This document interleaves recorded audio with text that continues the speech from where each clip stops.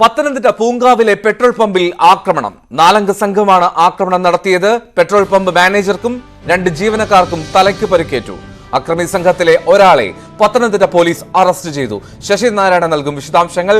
ശശിനാരായണൻ, ആരാണ് ഈ അക്രമി സംഘത്തിൽ ഉൾപ്പെടുന്നവർ? എന്താണ് ഈ അക്രമത്തിലേക്ക് നയിച്ച കാര്യങ്ങൾ?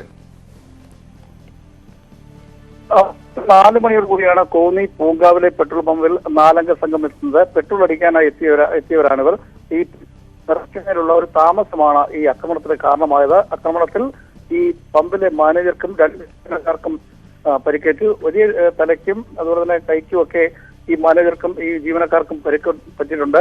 തുടർന്ന് നാട്ടുകാർ ഈ സംഘത്തെ തടയാനെത്തിയെങ്കിലും നാട്ടുകാർക്ക് നേരെയും ഈ 4 അംഗ സംഘം ആക്രമണം നടത്തുകയുണ്ടായി.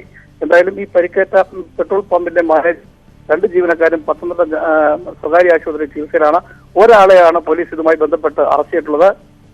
3 പേരും സംഭവ സ്ഥലത്ത് നിന്ന് ഓടിപ്പോയുണ്ട്. എന്തായാലും പോലീസ് പ്രതികൾക്കായി അന്വേഷണം നടത്തുന്നുണ്ട്.